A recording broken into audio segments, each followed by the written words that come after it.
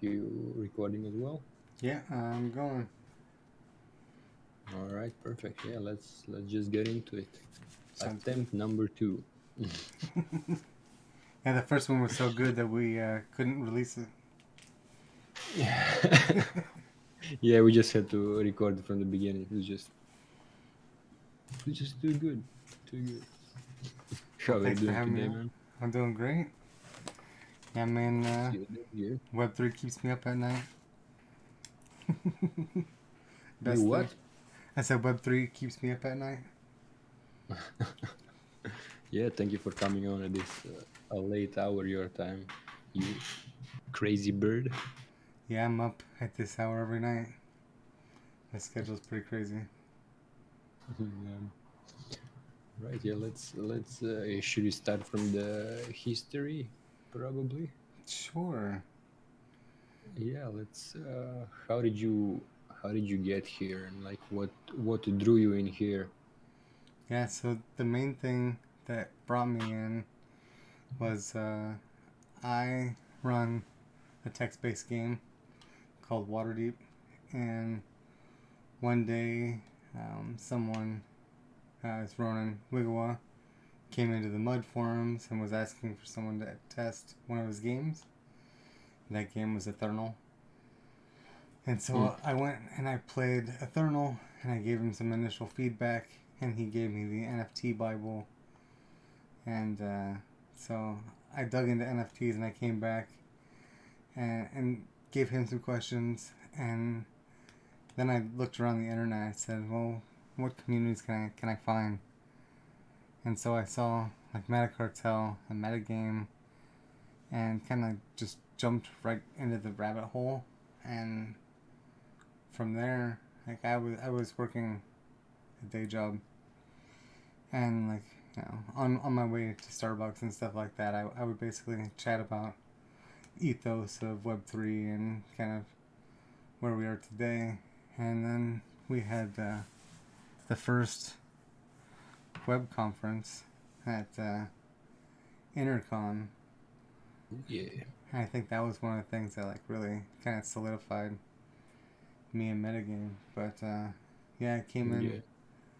as a game developer, kind of alpha testing a game, and then just trying to understand everything else. Found the right network. Nice. Nice. Nice. Yeah. That's you were on the outskirts until then, but yeah, Intercon was definitely when you got deep into metagame and testing Eternal. Was it like your entrance to the Web3 space, or were you there before? Like, So I mean, I had CryptoKitties in 2017. I watched the coins. I read all the white papers back in the day, but it was a lot of hype and I mm, understood the technicals, but there wasn't an application, so I wasn't leaving my bioinformatics job for mm, Web3 back then because there wasn't really the infrastructure for it. But yeah, yeah, I mean, I watched from the sidelines, and I saw DAO and Mt. Gox and everything, and you know, I'm a very technical person, so I read all the contracts as much as I can today. But back then, it was like anything that was on Hacker News, I read about. great, great, great. And what angle did you originally discover it from? Um, I don't know. So I mean, I was always telling Mm, myself that I should mine back when you could do it on a Pi, like a Raspberry Pi. I mm, wanted to, and I was like, hey, look, we could do this. And then I was like, hey, look, now you can link them together to be even better. And like, I never really got into it then because I don't know, I was too kind of absorbed by like the family and like the 9 to 5 and games and a whole bunch of other distractions mm. that I don't know. They're fun, It's part of life. It's having fun, but yeah, Yeah, it seems that like finally more people are starting to discover crypto through through other spaces, like the gaming side for like the X Infinity, for example, or like Liberty, who came in like from the art space directly into the NFTs without like going through the crypto first. Yeah, I So that's jumped really far down pretty much all the holes, like even Axie Infinity. Like I was on an esports team and made a whole bunch of bots for like doing auctions for Axies and decoded the Axie genome so that Discord bots can tell you the genes of your Axies or bring up your replays. So I mean, pretty much even like Eternal, like as a creator, everywhere I go, I tried to like improve and like learn and like engage. It's like I make bots and things to help communities because we're pretty much a Discord first world. yeah, you got exactly the right mindset. Like most people like that are coming from the Web 2 space are coming here. They expect, okay, this is the project, and I am the audience, or like I am the user, and like not understanding that this space is really about like being as participatory as possible and like finding ways to contribute. Yeah, and I think that was one of like the best parts is like I came in here like expecting to alpha test things as a software developer to another software developer. So I expected things to be broken and to be giving feedback that would improve the experience for actual users. Right. I lost my fucking axis. I Jiho sent the 3 axis to me. I think it was him. Uh, Send it to me like more than a year ago. And then during MetaFest, I tried reinstalling the game again and finding my axes, but I have no idea where they are. Oh man. Yeah, I mean you should be able to look at them and I think you have a little bit of time left to move them to Matic before they're locked forever. Oh, Or not to Matic, to Ronin. They launched their own side chain, so you have to bridge them before they're stuck. oh, that's happening. The problem is I don't even know like what wallet are they on. I think that was a new wallet created just for the game, and I don't think they're aware in one of my existing. That's the main problem. Well, yeah, it's the Axie market and stuff is pretty crazy. So Mm, it's pretty much like a yeah, Top Shots. yeah. Okay, let's not worry about my axis. Yeah, like how did you decide to make that jump to like get into the space full time from like yeah from having a normal job to like working in the DAO space for multiple projects Yeah, so full time. when COVID happened, I luckily was working at a job that allowed me to work from home for the first part of it. So I worked from home for like the first 15 weeks or so before I got laid off, which allowed me to lead a double life where I was working, but at the same time um, doing as much Web3 as I can. And like even with MetaGame, when I first started attending meetings, they were 30 minutes before my daily stand up. So I would have metagame in one ear and like working and like have to break and go to like my daily stand up where we'd report how we were doing for work. Mm, And then I was in the sports ticketing industry. So as you can imagine, sports pretty much didn't happen, and they had to lay us off. So when they laid me off, I was kind of faced with the fact like, do I go out and like look for a job during COVID? like mm, I don't really want to go do that. It's pretty much the last thing that I want to do. But you know, mm, I've got a family. I can't exactly not feed them or pay rent. So I don't know. I made enough friends and kind of network that I decided to transition full time into Web3. So basically, the people that really brought me gave me the confidence that I could make some money or Drew from Metafactory, Mm. and Leo from Cream. They're kind of like my first early mentors that kind of showed me that I could work, and there was a future. And then Metagame had a lot of promise, and we've built a lot of great things, and it's been one of the big kind of network effects that's helped me meet a lot of these different people. So you know I think that's one of the best parts, and one of the things that really allowed me to step in full time was kind of building the network of support in Web3 and figuring out like how I could participate. The funny thing was like I'm a developer, so I didn't expect to come in and do what I do. And you know, if we're watching this in 20 years and you have no idea what I do, I pretty much I build bridges and connect different communities and understand the technologies and try and communicate them between people, and just engage members. So I think finding people that I could connect with are how I stuck and had Mm. the direction. Yeah, yeah. I found it really hard to like explain like what do we do like most of the time. Like, "Hey, what do you do?" Like, many things. I don't know. It was like when back when I was onboarding Mizant, and he was like, "Oh, but I don't know, like, what could I do? Like, I don't have any like skills. I don't know how could I contribute." And I was talking to him like, "Okay, but you can make videos." Like, yeah, I can make videos, so that's okay. Maybe that's something I could be doing. Then we were talking like, yeah, basically, man, just thinking that okay, he can make videos, so he will be making videos. Yeah, and he Like, does so oh, I much can more do than anything. that. Yeah, like the videos are the like list of what he's doing. They're like 2%.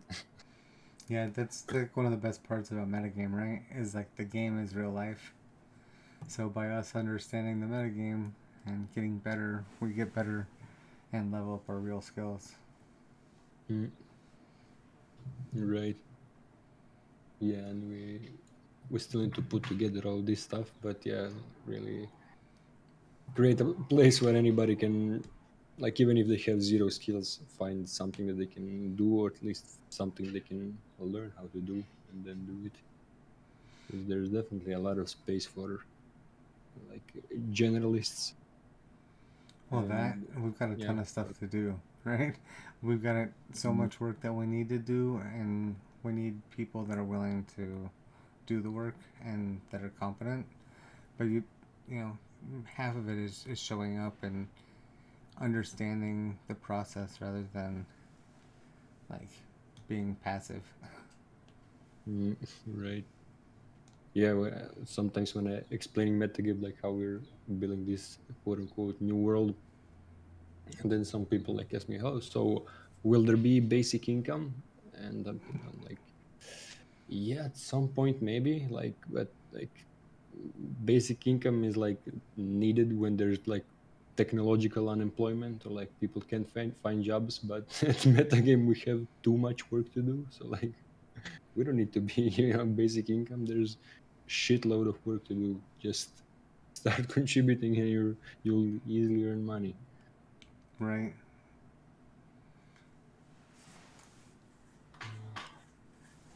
I And think what the other way that I tried to describe metagame originally when I came into the space is like more of more true of like raid guild. So I use like raid guild more to describe people, is because it's easier to understand. It's like a collective of developers, mm, and like a metagame is more of like a collective of pretty much the top creators and thinkers and basic DAO creators.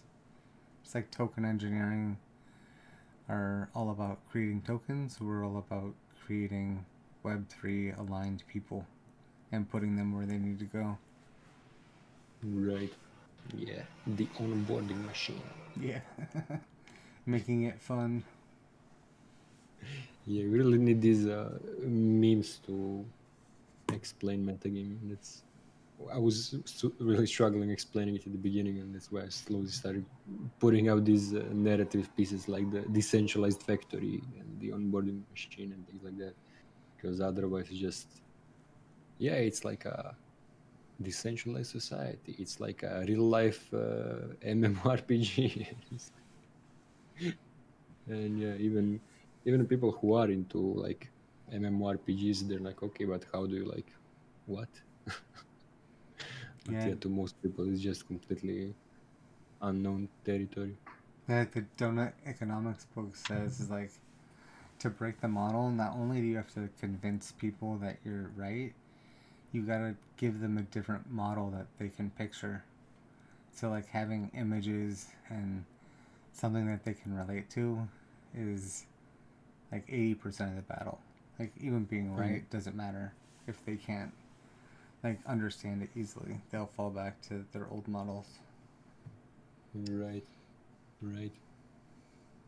And I found that like one of the most ingrained old models is people coming to a place and expecting to be told what to do, what to work on. Like when I was starting metagame and wanted to make it like super decentralized, I had this idea of like, yeah, people will come in and then they will read about what it is and then they will come up with their ideas of what they want to do and they will start doing it. And that's not how it worked out at all. Like I mean that there are some people who come in and like find things to do, but yeah, like most people aren't that way at all. Yeah, especially like finding a place where you can take ownership of something, like when you come in. Mm, So, yeah, it's a completely different mindset. mm. But even in the DAO space, it's not completely like that. You can just come in and take ownership of things and just do it, expect to be paid. And like in metagame, like you need to actually pass proposals and yeah, write proposal, pass proposals, and talk to a lot more people. That's true. Yeah, it's definitely much easier here. Mm. I like What? that's even like we don't use like token voting. I like that. Mm, I was just talking about this with Mizanth earlier today about how having a higher rank doesn't mean that we get more. It means that we give more, right? Our reactions are mm, worth more, but right. it's a reflection of how much credit we've gotten before. It doesn't mean that we get any more. Mm, right. Basically, indeed, I think everyone will get more than us because yeah, we are the ones whose reactions matter more, and then all the other people they react to us and we get so much less. And that's good because that means that the people that have the most invested in it have more control over deciding who is doing valuable work, you know? Mm, yeah, yeah, even though there's no like token voting, we do like have higher weight on like what happens simply because of that, like our reactions are worth more. But even voting has been very much like flat, you know, it's more like soft conviction, simple polls. Each person has their own vote rather than, you know, Yeah, any kind of class system.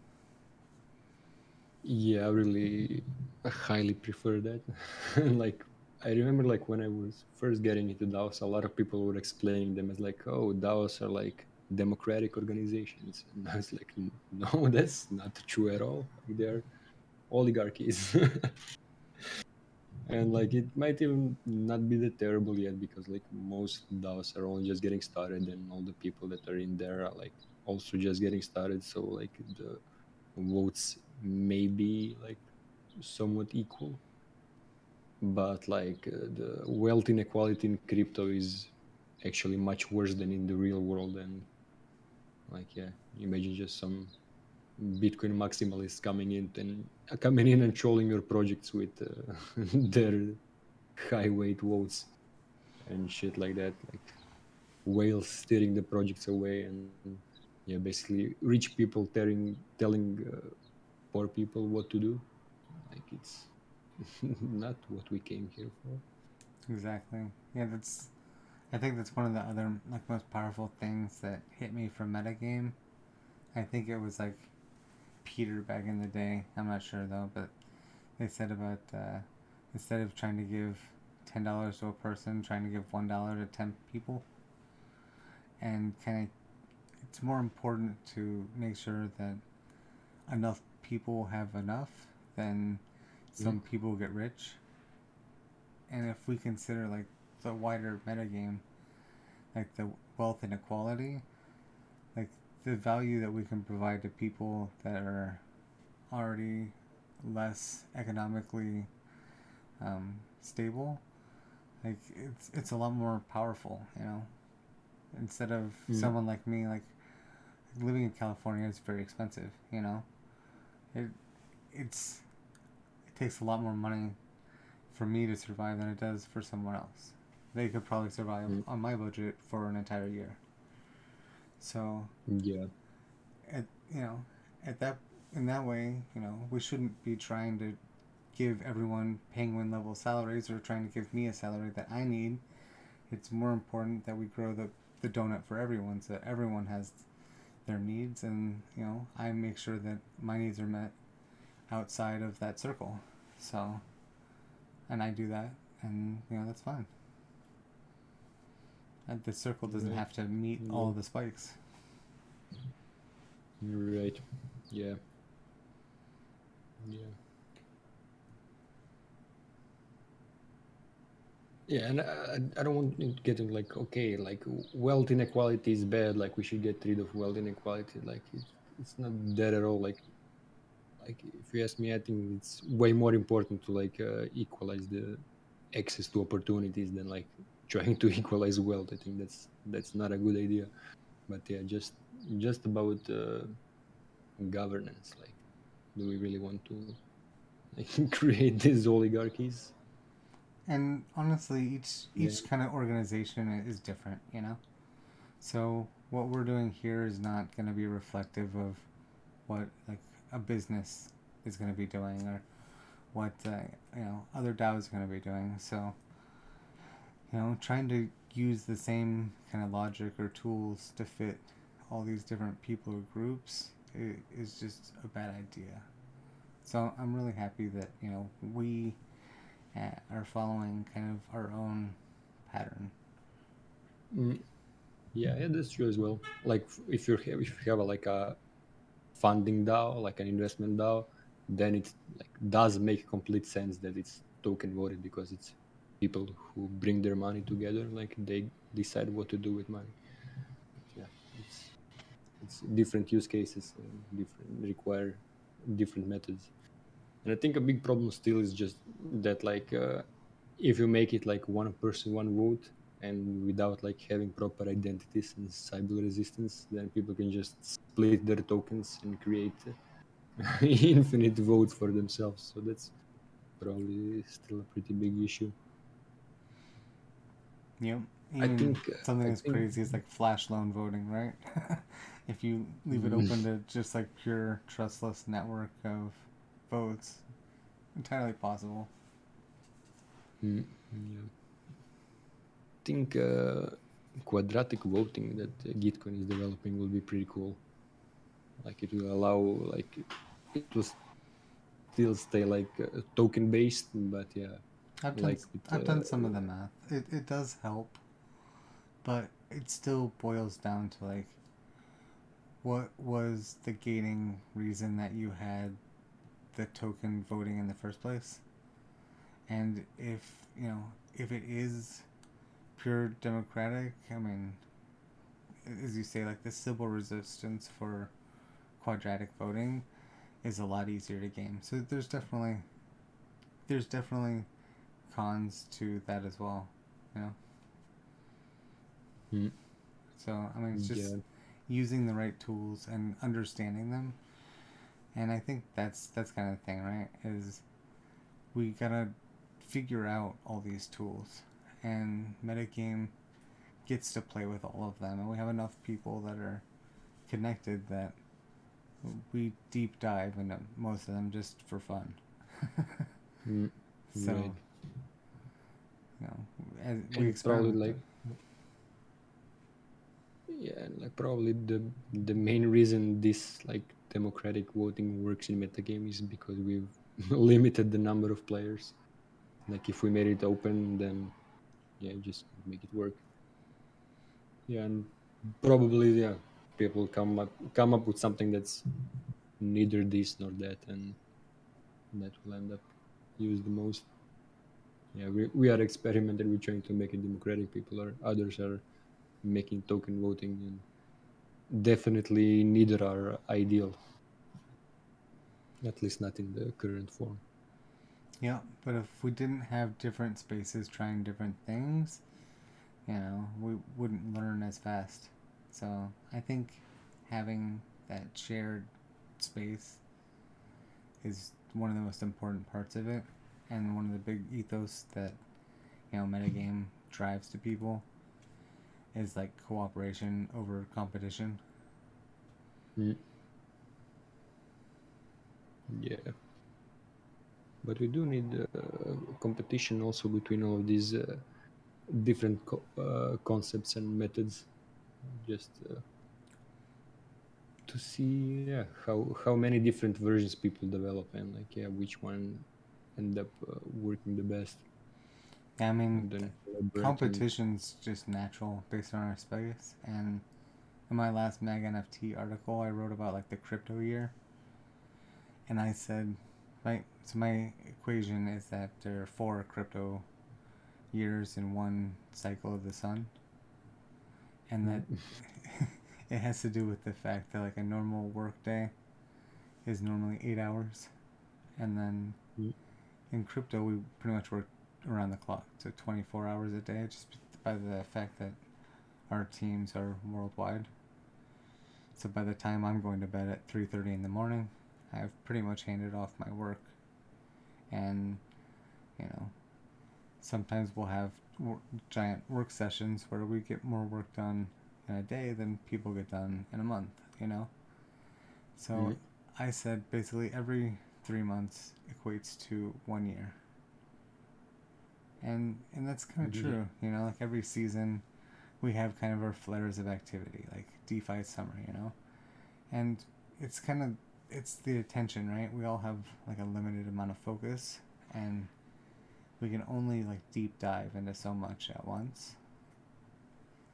And so all the new stuff, we all deep dive into it, but it has like its seasons.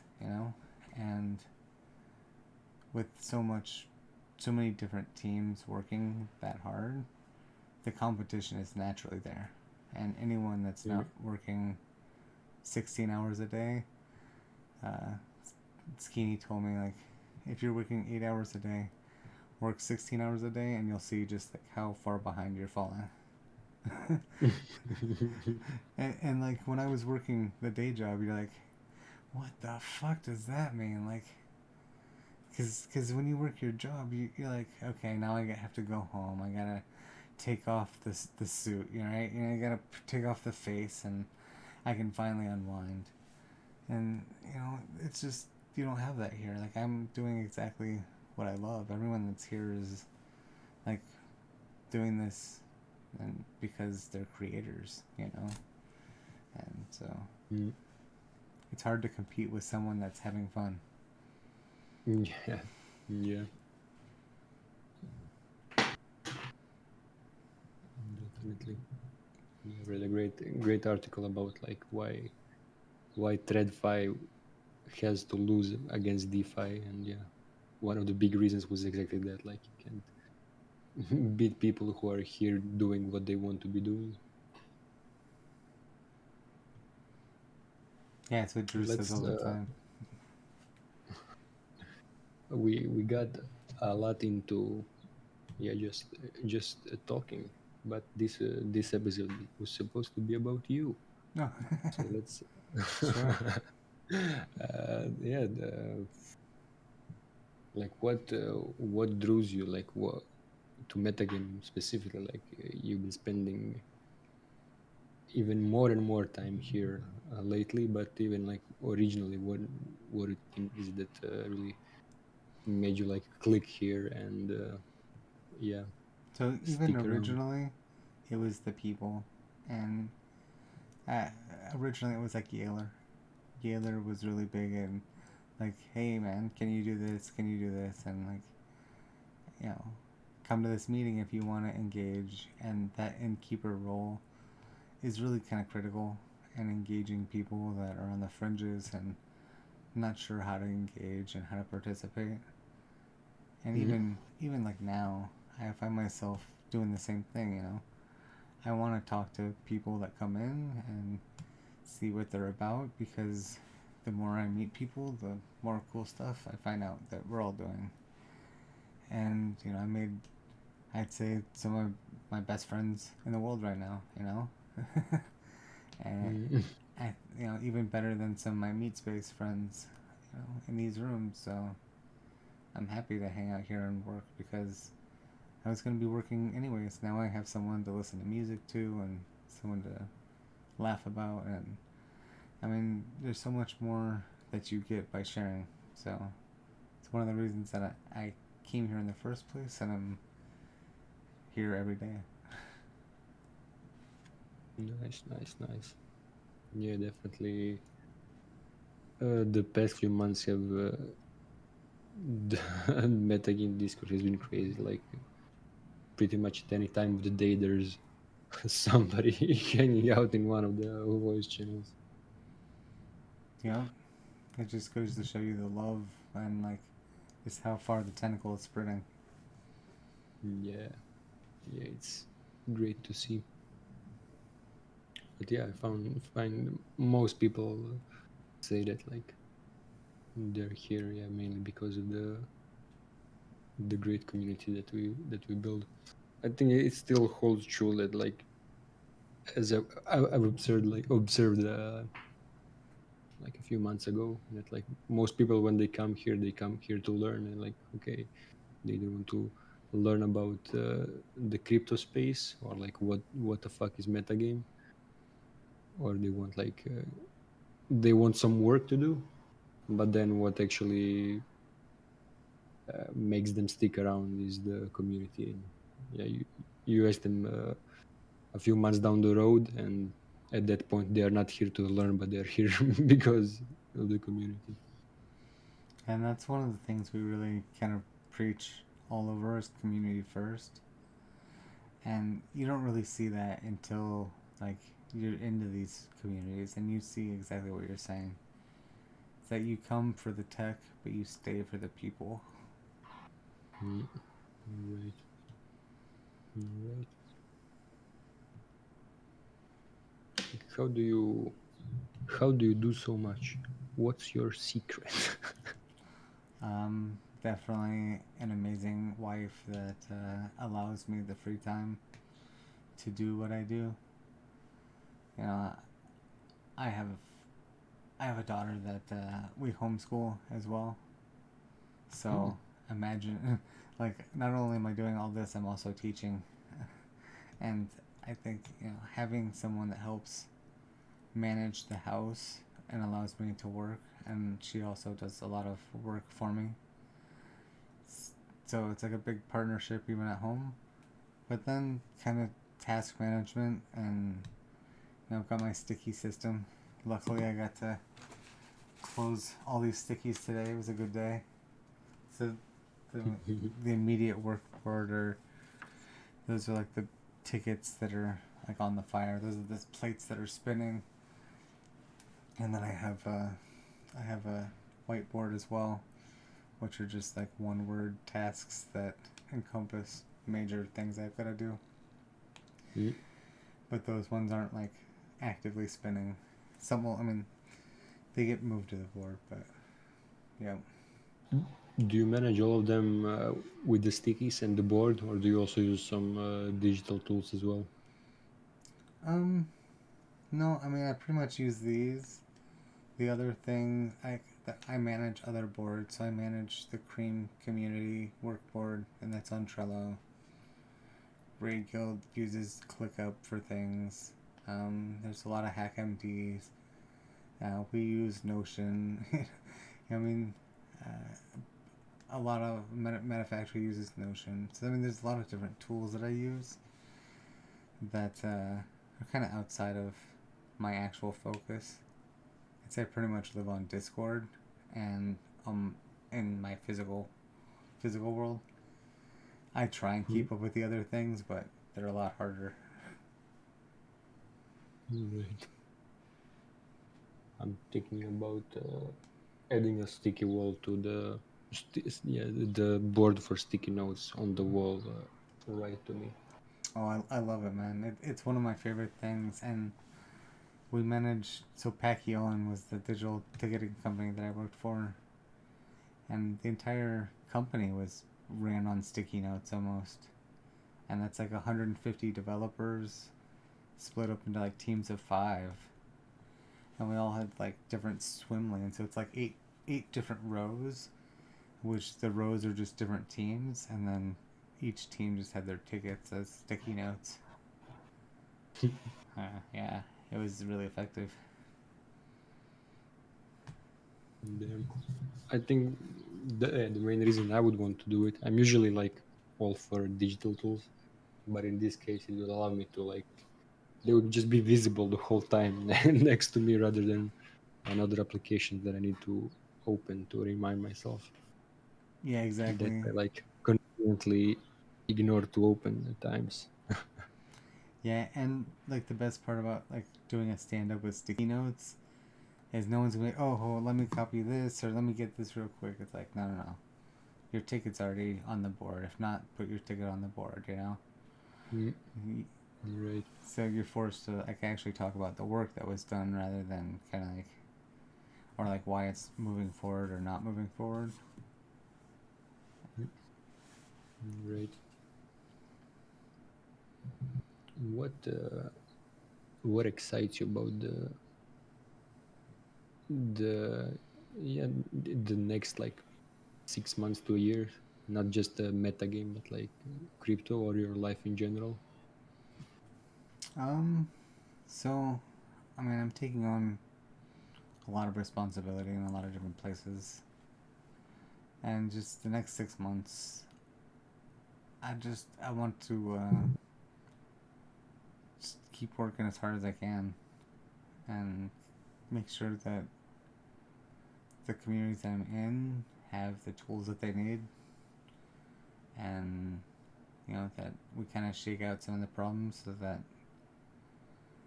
some of the formation issues are behind us and kind of gears are running smoothly. I think a lot of Mm, the projects have done the proof of concept, and we've built out a lot of the infrastructures and foundations, and this next 6 months is going to be refining them and cleaning up and doing documentation and making them more user friendly aside from people like us. right. And do you have anything about metagame specifically that you're looking forward to? um Metagame specifically, we've got a lot of things that we're talking about doing. I'd really like to get the artist badge stuff. I think that would be really big for us. The I'm RS badge? Yeah, we're working on like dynamic badges kind of thing. It's an idea, obviously. Alpha leak on the radio. Oh, is that related to the skill trees? So I'm running a skill tree um, workshop right now on Taco DAO, Mm. where we have a fictitious party that we were planning, with taco baristas and things like that. So we had some fun with it. Deep Work is helping us with the skill forest, and I'm a part of the skill forest DAO and working on it with MZ and Jessica. And but yeah, Deep Work is kind of setting up some tools, and we're evaluating and then I'm gonna try and take that to MetaGame or Raid Guild and DAO House, all the places that we've been talking about skills with, and apply what we've learned from the Skill Forest workshop to Right. all these places. But no, the artist card is a little bit different. I thought the Raid Guild was building the skill trees application. Yeah, I mean, we're all kind of cooperating, so I think deep work is probably the furthest ahead, and where we'll probably um, draw a lot of the solutions from. Mm, So we're pretty much in phase two of it. So phase one was the design phase. Phase two is the off-chain version of it with Discord roles and things like that. And phase three is the on-chain version of it. mm, And right. yeah, so I met with Andre and kind of hashed on some ideas and suggested a modification of coordinate for skill trees. So if like every month, instead of just coordinate being able to target a select give to a person, you give to a select skill.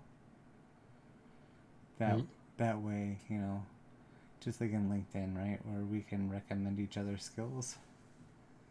In this way, we could every month recommend each other's skills that we perform in a role. mm, And the way it would work for the different masteries is once you completed all the skills of like that role, then you're able to complete them and submit that as the mastery. But you've got to complete right. all the skills. It doesn't matter if you do them backwards and forwards or random order. But you've got to complete all the skills of the mastery before you can turn them in for the master skill. Yeah, yeah, makes sense. And Yeah, we should. your career doesn't have to be doing all of them. You could do one of them every single day, and that's your main focus. But to reach a mastery, you had to have played all those roles at some point in your career. Right. Yeah, and most importantly, it doesn't need to be linear, which I think is the biggest difference. Than in like video games, Definitely. where it's like, okay, you do this, then you do this, then you do this, and the real life skill trees are not so simple.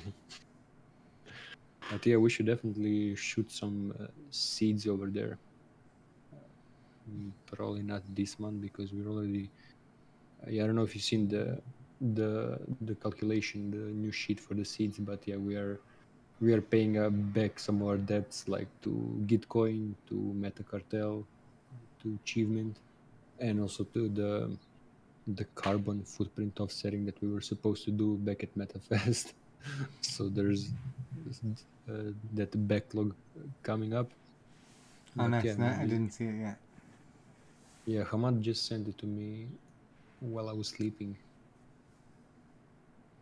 Nice. I'll have to check it out and Probably next month I we gotta should poke add. him about some user issues. Make sure the players that have requested address changes are considered.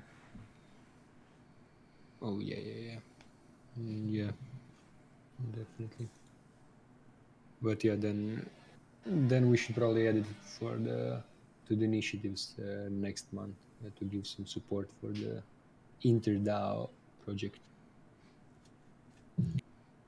Yeah, that'd be And yeah, great. you were you were starting to say like things that you're looking forward to, and you said those badges, Oh and yeah, then you were about to say something else. Do you want to expand on the badges first, or do you want to continue saying um, the things? I think that's fine for badges. I think the other huge thing that I'm excited for is DAO's ability to interact with NFTs is going to be coming up, and I'm working on that with DAO House. So Deacon and Isaac and a small crew of us are helping to bring Moloch contracts to Rarible.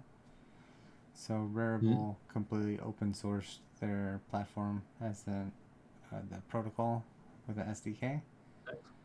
And so we have one of the first implementations of I forget which one Isaac said it was. If it's a 1295, but it's a DAO that can sign transactions. As Mm. yeah, so it's like a transaction verifier rather than it having to. Uh, yeah, so the transaction verification is the execution of a DAO proposal. So I think that's what Right. 1295 is. I might be wrong on the number, but it starts with a 12. That's nice. And actually, one of the people that came in through the radial cohort is working on like a NFT DAOs and also like collaborating with DAO House. So that might be something to look into and maybe pull into that as well. Do you already know what I'm talking about? It might be the person that I'm on the team with. Do you know who it was? Yeah, likely. Uh, Yeah, IZKP that's the main developer that I'm working with. Minty app. Yeah, that's him. Yeah, He's that's the it. person that executed, and he's amazing. And yeah, we already have executed it, so we're able to join a DAO with an NFT as tribute. We're able to Mm, buy NFTs based on a DAO proposal or sell NFTs. We're working on trading NFTs. But pretty much everything that you could do on Rarible, we're bringing to the DAO. you're right. And pretty much any DAO that's on DAO House. So that's one of the huge things is all these tools are connecting. We did money Legos last year, and this year's going to be community Legos. Mm, yeah, yeah. We should definitely integrate DAO house into metagame. Like that was one of the first ideas that we had. Like when yeah, basically DAO house and metagame as they like both got started at Eat Berlin, and yeah, that's one of the things that Van and I were talking about. How like metagame will need to have like okay, go create a DAO and it just opens DAO house, Oh my gosh, how could I and we forget? still Yeah, haven't done that. Ven is the other person that's on that team. I was trying to think of the last person. I didn't want to mess up the name, and yeah, Ven is the other person on that team. Makes sense. But yeah, we should definitely bring DAO house into metagame, or at least make it so that like you click create a DAO and then it takes you to DAO house. It doesn't have to be directly from our interface.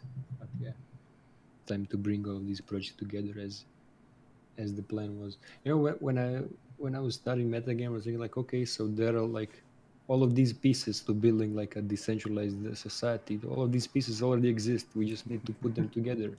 But then, like as we started working, I was like, okay, there's so much missing shit like that. It's not even close to all being here. I mean, and the best But part is like after us working on it for a year and a half, those pieces do exist. yeah. They're definitely a lot of them definitely emerged, and yeah, now we can start as soon as we have the meta menu and the like the next version of the website, we can start integrating Yeah, I think some of these pieces. that's one of the biggest things that I've gotten out of all the communities is just how ready people are to jump in and help out and build. And like when you get a whole bunch of people willing to do that, all of the communities come out with amazing stuff. But if you compare that to like the companies, it's like there's not even a community, right? They just like drop Mm, down this like major website, it's with no soul to it. yeah, and the communities have become a buzzword. Like the companies are like, yeah, our community, but it's like, no, you don't have a community. You have users, you have customers. You don't have a community. Mm-hmm. Yeah, even the like I received like a flyer on my windshield. I don't know, like a few months back from INA, which is like a gasoline, like an oil extracting and gasoline producing conglomerate. And the flyer said, "Join our community." What the fuck are you talking about? Like the community of people who have cars, so they need gas? Is that, is that the community? The people who would rather not pollute the earth but have no other choice? God Yeah. damn. But yeah, luckily in Web3, this is it's not just a buzzword. Like these projects still actually are communities and community governed, at least until too many whales come in and scoop up all the tokens that are used for voting. Even then, like we've seen, like tokens are not a community. We've seen like DAO is not a community. You know, the people are the community, and it's really easy for even like the roll hack. Obviously, that was tragic for a lot of people, right? Mm. But a lot of groups moved their liquidity to a new token, or you know they did something. There's always a resolution that you know tokens and doesn't break up a bond of people. Yeah, I think great. Like probably the best example still is the Steemit and Justin Sun. That's my favorite story in the with this tokenized in the tokenized space, like how he tried to, yeah, basically tried to go against the community and even got a bunch of exchanges to vote in his favor, and then the Steemit community was like, no, no, no, fuck all of y'all. And they just created a new token and excluded Justin Sun and all of these exchanges that colluded with him, and gave out the tokens to all the rest of the community, and just started a new, well, it's not a new community, it's the same community. They just forked and rebranded, and it was like, okay, yeah, your token is not the community, and fuck all of you. Yeah, and I think that's like one of the dangers of having like the centralized single serving versions of blockchain that really waters it down. I think that's the big danger is that people just kind of think that they can treat it like how they normally did. And I think that's how like businesses and countries want us to do.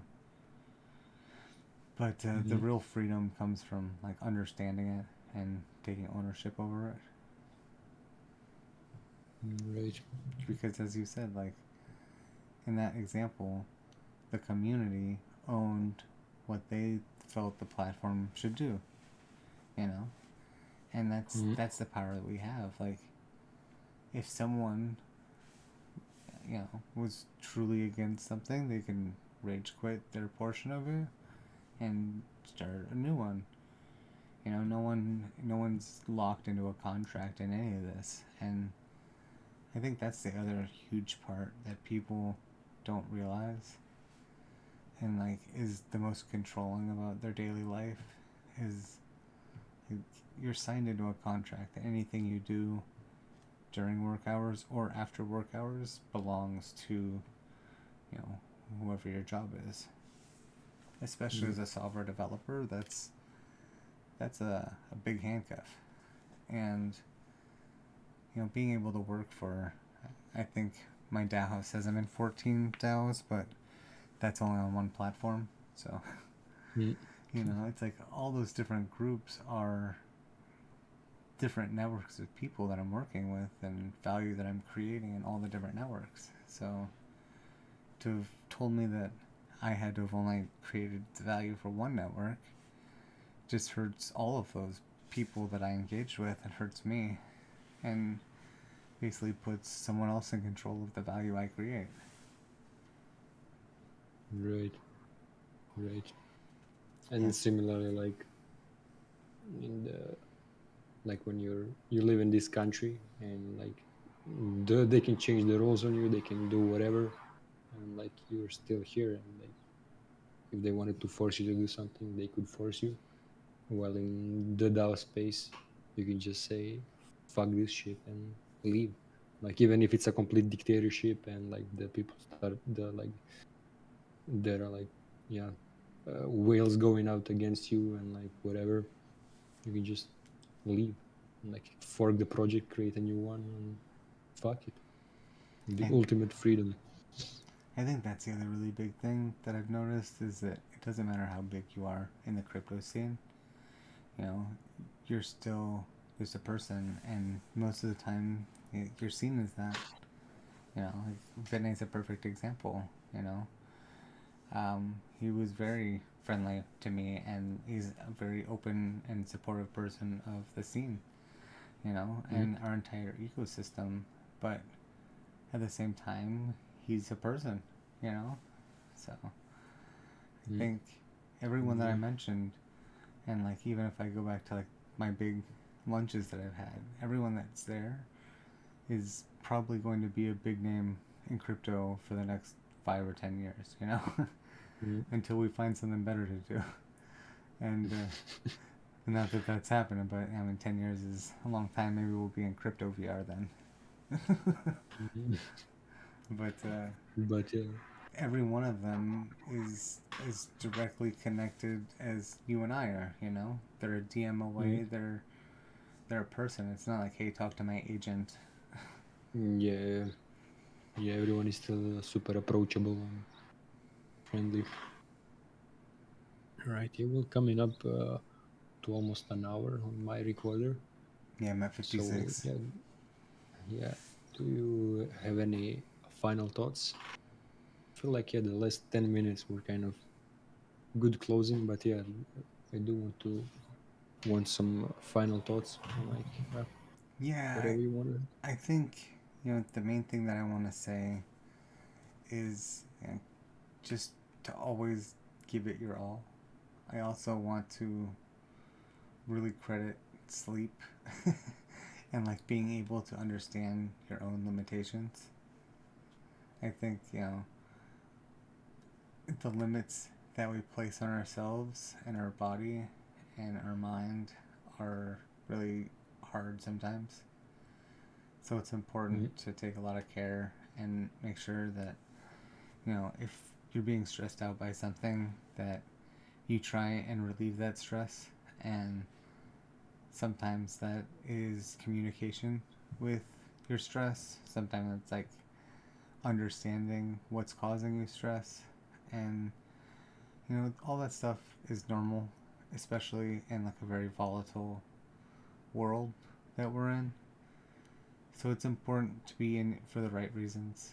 And I think ethos and learning and doing things is the right reason. And obviously, financial gain is nice, but anytime you're focused on um, expectations of value and numbers and you know expecting numbers to go up in a volatile market can lead to really bad expectations.